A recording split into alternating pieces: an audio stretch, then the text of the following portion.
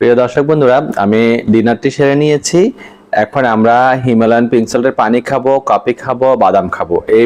এই দিয়ে আমাদের আজকের ডিনার আইটেম বা ইফতার আইটেম যাই বলেন সব শেষ করব। এখানে আমি 1 গ্লাস পানিতে 1/4 চা চামচ হিমালয়ান পিঙ্ক সল্ট দিয়ে দিচ্ছি। একটু ঘুলে নিচ্ছি। বাবা, মামামকে বলো যে আলমন্ড আর কেশু নাট দিতে পাপাকে, কারণ বাদামগুলো একসাথে খেয়ে নি, আর দেরি করব না। ব্যাস, হিমালয়ান পিঙ্ক সল্টের পানিটা আমাদের তৈরি। আর এটা আমরা কিভাবে কেন খাচ্ছি সেটা আমি আপনাদের জানাচ্ছি। এটা আমরা খাচ্ছি এজন্য যে হিমালয়ান পিঙ্ক সল্টের পানিটা খেলে আমাদের ইলেকট্রোলাইট ইনব্যালেন্সড হবে না, আর আমরা মাথা ঘুরাবে না, আমাদের গাড়ে ব্যথা করবে না, আর হচ্ছে কি আমরা ধপ করে পড়েও যাব না। আর এই লাইফস্টাইল করলে কিন্তু হিমালয়ান পিঙ্ক সল্টের পানি না খেলে মাথা ব্যথা করবে, গাড়ে ব্যথা করবে, ধপ করে পড়ে যাবে। তো সেজন্য হিমালয়ান পিঙ্ক সল্টের পানিটা অত্যন্ত জরুরি এই লাইফস্টাইলে।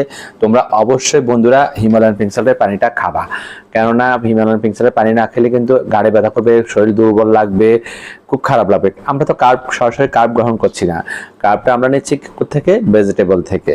তো ভেজিটেবল থেকে কার্বটা নিলে সেটা আমাদের শরীরে যতটুকু প্রয়োজন ততটুকু নিচ্ছি। তো আমরা তো আমাদের বাঙালিরা আমরা কার্ব খেয়ে অভ্যস্ত।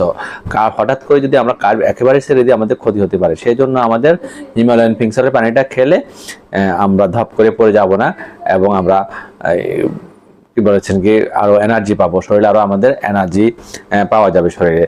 তো আমি এখন হিমালয়ান পিঙ্ক সল্টের পানিটা খেয়ে নিচ্ছি বন্ধুরা। তোমরা দেখো আমি কিভাবে খাচ্ছি। পানিটা খাওয়ারও কিন্তু নিয়ম আছে, বুঝছো?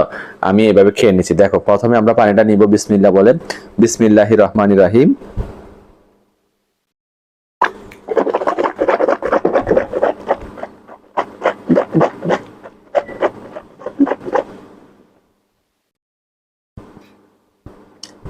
তারপর আমরা 3বারে পানিটা গিলবো। মুখের চারপাশে যে পানিটা নিয়ে চারপাশে যে লালা গ্রন্থি আছে, লালাগুলাকে আমরা নিয়ে একসাথে আমরা গিলবো। এতে আমাদের হজম ক্রিয়ায় সহায়তা হবে। এই লালার যে কত উপকারিতা সেটা তোমরা যদি তোমরা কোনো ডাক্তারের সাথে জিজ্ঞেস করে নিও। লালার কিন্তু খুবই উপকারিতা।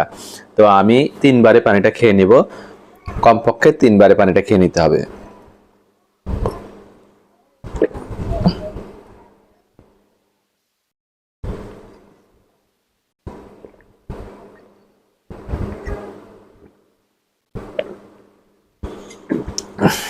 আমাদের মহানবী হযরত মুহাম্মদ সাল্লাল্লাহু আলাইহি ওয়াসাল্লাম কিন্তু বলেছেন যে পানি 3বারে খেতে। সেটা কিন্তু ডাক্তাররা এখন 1500 বছর পরে যে সেটা পালন করছে। কি বুঝলা? তো আমাদের ইসলাম ধর্মে সবকিছুর নিয়মই বলে দেওয়া আছে, শুধু মানুষের জানা এবং এটা পালন করাই আমাদের সুন্নত। মনে করো যে তুমি যদি পানি খাও, তোমার সুন্নত পালন হয়ে গেল, সওয়াবও হয়ে গেল, পানিও খাওয়া হয়ে গেল।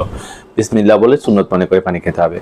যেমন একটা জামা কাপড়, তুমি একটা জামা পরবা, জামাটাকে একটু এভাবে একটু ঝাড়ে দিবা, ঝাড়ে দিলে কিন্তু এটা একটা সুন্নত।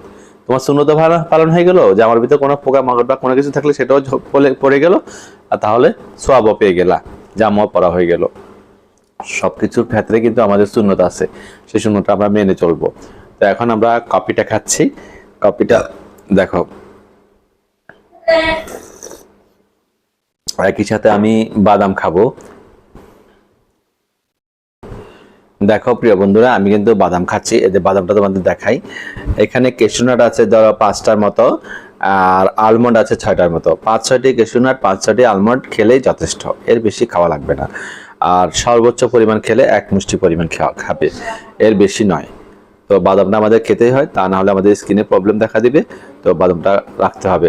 এটা যদি নিতান্ত তোমরা এই দামি বাদামগুলো না খেতে পারো, তাহলে চীনা বাদামগুলো পাওয়া যায় সেগুলোও খেতে পারো। তো আমি বাদামটা খাচ্ছি। দেখো, একটু বাদাম একটু কফি খেলে কিন্তু অনেক অনেক ভালো লাগে।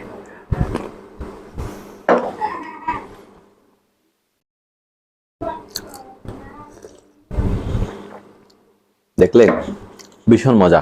তোমরা খেয়ে দেখো, তোমাদের কাছে কিন্তু খুব মজা লাগবে।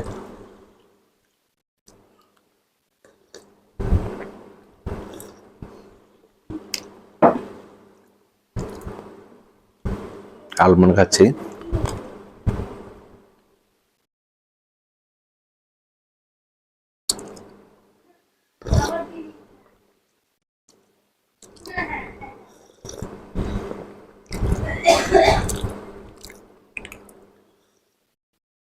তো আমি খেয়ে নিচ্ছি। প্রিয় বন্ধুরা, তোমরা সবাই ভালো থেকো। যারা ইউটিউব থেকে দেখছো তারা আমার ইউটিউব চ্যানেলটিকে সাবস্ক্রাইব করে 5 টাকা বেল বাটনে অল অপশনে ক্লিক করে দিও। আর যারা তোমরা ফেসবুক থেকে দেখছো তারা ফলো করে দিও, লাইক দিও আর শেয়ার করে দিও ব্লগটিকে, এরকম হেলদি ডায়েট ব্লগগুলো দেখার জন্য। সবাইকে অসংখ্য ধন্যবাদ আমার সাথে থাকার জন্য। আমার সাথে সবসময় থাকবে। আর তোমাদের প্রতিটি লাইক এবং কমেন্টস কিন্তু আমাকে অনেক উৎসাহ প্রদান করে। অবশ্যই গঠনমূলক কমেন্টস এবং লাইক প্রদান করবে। আল্লাহ হাফেজ।